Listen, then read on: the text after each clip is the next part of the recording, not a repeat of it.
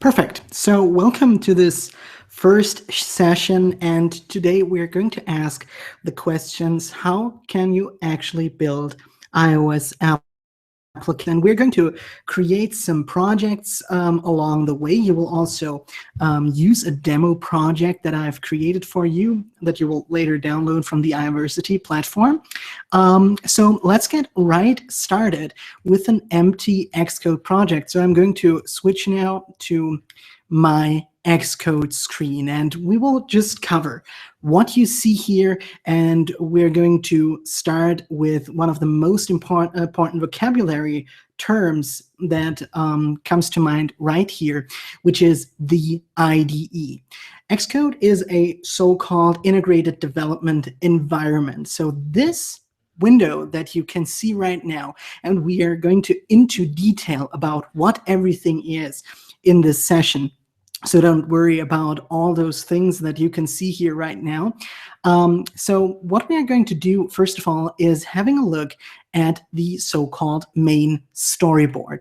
And this is where you actually build your app. So this is actually an app screen that we can see here. It doesn't resemble an iPhone screen or an iPad screen in any ways. It's just a square window, but you can see this little battery indicator in the top right corner. So this tells us this is definitely an iPhone screen. And what we actually want to do is see what this looks like on an iPhone. So when you're creating iOS applications, it's incredibly important to know what this is. This is your list of simulators. So I have currently entered iPhone 6s here. So once I press Command-R on the keyboard, so this is one of the most important shortcuts that you can possibly learn. This is Command-R, so I'm pressing that right now. And I'm going to switch now my screen again to the simulator. And when you press Command-R on your keyboard, what you will see is this window of an iPhone screen, actually. And you get a simulator for actually everything. You get a simulator starting with the iPhone 4S and with all the screen sizes up to an iPad Pro with 12.9 inches. So this is incredibly important, since here you're going to do a lot of quick testing.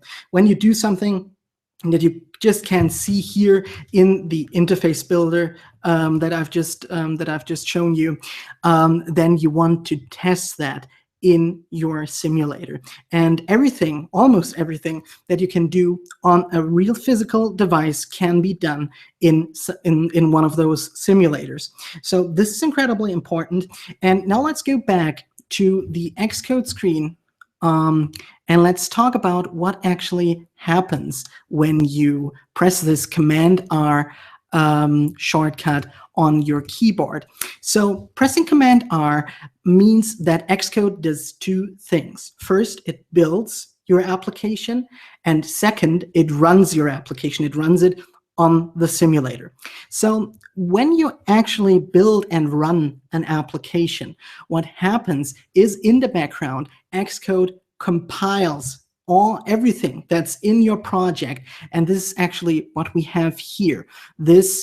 Everything we can see in this left on this left side is in your project. We have some Swift files in here. We're going to cover them in a while. So we have an appdelegate.swift file. We have a viewcontroller.swift file.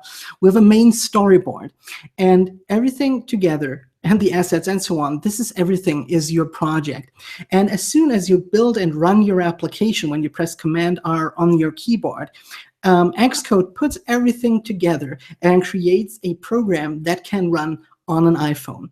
And this is also the case if you would create a macOS application. Then the same thing would happen, but Xcode would build it for you so that it runs on the that it runs on macOS. So this is actually what happens. Xcode compiles your source code, your user interface, and puts everything together to create a real program. So one other important shortcut is actually Command Tab. So because I'm just streaming Xcode right now, you can't see that when I press it, but when you press Command Tab on your keyboard, you obviously switch between applications. And so when you want to switch between Xcode and the simulator, just use Command Tab. So these are two very important shortcuts for you as a developer. Command R to run your application, and Command Tab to switch between the simulator and also your Xcode project. Now let's have a look at the Xcode anatomy for a while. So I'm going to bring up a little schematic here that you can also download from iVersity later. So this is what we just saw. This is Xcode in its whole. It's all the areas that we can use, and I've also entered the shortcuts to reach the different areas, or to show them. So if you press Command 0 on your keyboard, you can hide the Navigator area on the left. If you press Command Alt 0, you can hide the utility area on the right. And if you're anywhere but in the editor area in the center, just press Command Enter to enter this area. But you can see all those shortcuts. So let me tell you a little bit about the different areas that you have here. So Xcode has 5 main components we need to become comfortable with. The toolbar at the top contains controls for building and running our application, such as run and stop buttons. This is just as on a DVD player or a Blu-ray player, or anywhere you have this run button here, and this actually does exactly the same thing as when you press Command R on your keyboard. We have the stop button. So this one is the one you press when you're finished testing on the simulator and you just want to stop your application. So these are 2 important buttons here. On the left is the Navigator area, which we use to navigate and manage our project assets and so on. In the middle is the editor area, which we use to edit code and user interfaces, as you'll see later today. And when editing a user interface or storyboard file, which I showed to you earlier, the editor area switches to what we call the interface builder. So here at the moment, you can see some code files, but in the moment we activate main storyboard or another storyboard, this center area is called interface builder.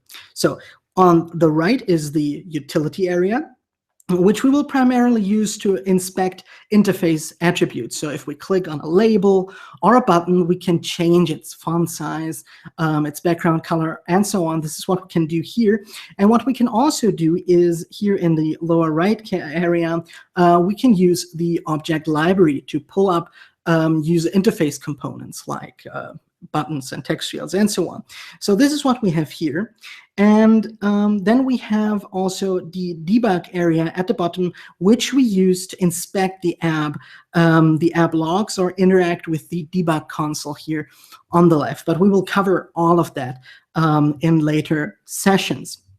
So what we can do now is, now that you have a basic understanding of how Xcode is actually how this all looks and what the areas are used for, I like to ask you to go to the iVersity platform. And let me just switch my screen here for a second. And I've prepared a project for you, which is called Word Cloud Project 1. So you can just click on it and hit the download button. And once you did that, we can bring up an interesting file. So just tell me when you're ready.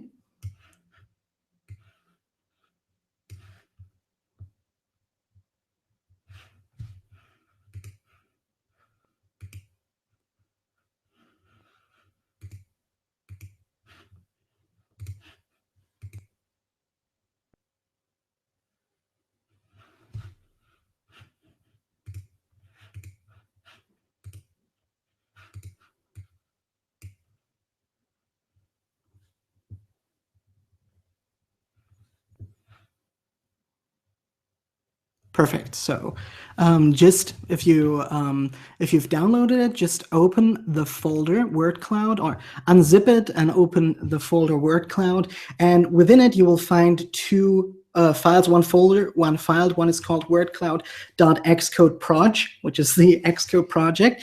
Just open it. And then we will have a look at this project.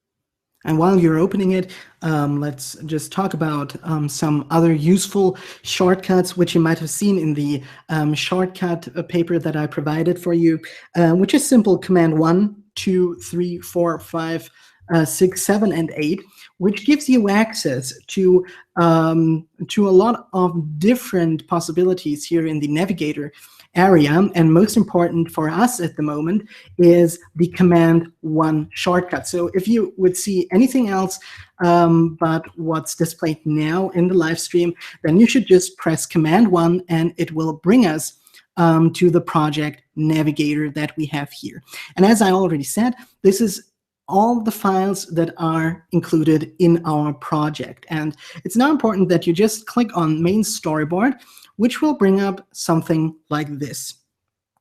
And if we have a look at this storyboard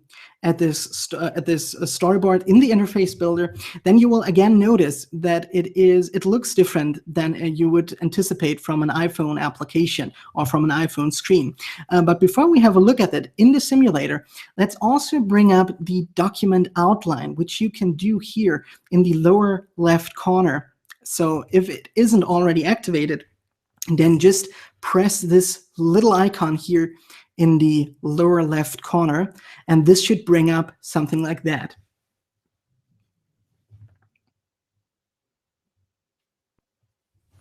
And then once you did that, we can have a look at the view controller, which is this. So we're going to work with view controllers actually all the time when we're creating iOS applications. This is something like a window in a traditional macOS application or Windows application. And as you can see here, we have something called top layout guide. We have something like bottom layout guide. We'll cover that as well. And then there is something called the view. And when I click on the view, then it actually highlights everything, because a view controller always has a view within it. And this is the area where you can actually place user interface components in. And as you can see here, we have a lot of different user interface components already placed into this view, which are all labels. And labels are always used to just display text. You can't change the text. You can just display it. But you can give it different attributes like different fonts, different font sizes, font styles. As you can see here, there are some are bold, some are light, some are green, some are blue. But this is actually the anatomy of a view controller, and you can place views in views, you can place labels and text fields and whatever you want into such a view. And we're going to do that later. But now let's first of all try the following and just press Command R on your keyboard. And let's see what actually happens if we run this in the simulator and how it actually looks. So let me also switch to the simulator screen. And what I see is this. So I have just chosen the iPhone 6s. It now depends on what device you've chosen. If you have chosen the 6s Plus or something else, then this might be a little different. But if you've chosen the 6s Plus, for example, then you maybe covered the whole screen, since the 6s Plus has such a high resolution. And as it is the case with Xcode itself, we can also use shortcuts like Command 1, 2, 3, 4 here in the simulator. And it seems that Chrome or Google Hangout does not allow me to resize this window the way I want it. But if you have the simulator running, and this can, if you do it for the first time, it can really take a while before everything is set up. But let me just tell you that if the simulator is too small for you, or it's too huge, then just press Command 1, 2, 3 to change the size. You could also choose in the menu bar at the top, you could choose the window option and choose scale, and then choose manually if you want to display it at 25%, which would be Command 5, or 50% Command 3. But what we also can do is we can have a look at the hardware menu, or press Command arrow left on your keyboard. And what this does is it actually rotates the simulator, and I have to re-choose this window. And if you press Command L, or Command arrow left, or Command arrow right, you can actually turn around your window as you would with a physical device. And this is just great to test your application in different orientations and also on different devices to see how it actually behaves in this in that way. So this is something that we can also do in the simulator. We could even tell the simulator that it should shake, or that it should simulate a phone call, just to show you that. You could press, again, hardware in the menu bar at the top of your screen. And then let's say we want to simulate a phone call, toggle in call status bar.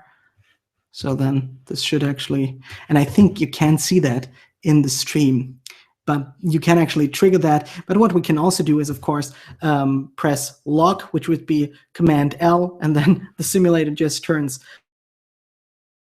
Also unlock it. Then again, if you press Command L on the keyboard, again, you get the slide to unlock. Let me just select my correct window again. So here we go. So there we would have the slide to unlock view, which we can use. So this simulator is really powerful. But what we want to do now, again, is switch back to Xcode. So you could press Command Tab on your keyboard here. And what we want to do now is just make some changes to our user interface. So to actually change a label that we can see here, I'm going to deactivate this document outline so that we can see a little bit more from our view controller here. I could also press Command Alt 0 to hide my attributes pane here, the utilities bar on the left, and also Command 0 to hide this. And what I can do now is simply double-click on one of those user interface elements. And since I already traveled to France, let's say I want to travel to Italy. And then need to write any code for that or anything else. We just changed it. And this is just amazing how simple it is to actually change user interface components, and also how to arrange that in your interface builder. And what we want to do as well is now run our application again. We can press Command R on the keyboard. I'm going to switch to my simulator again.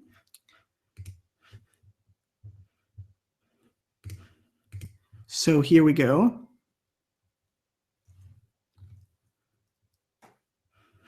And as you can see, what we have now here is the call indicator. And what also happens is that we, instead of travel to France, we can now see that it's travel to Italy. And the interesting thing about that is now, and you maybe have noticed it earlier, that it really looks different of what we can see here.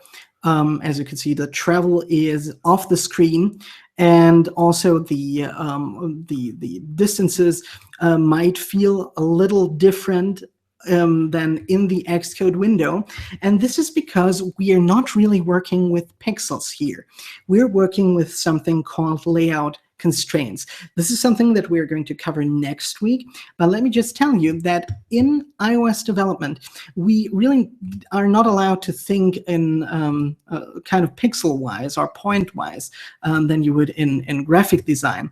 Since the problem is that we are dealing with many, many different screen sizes in iOS development. I just want to bring it up for a second here because it's really interesting.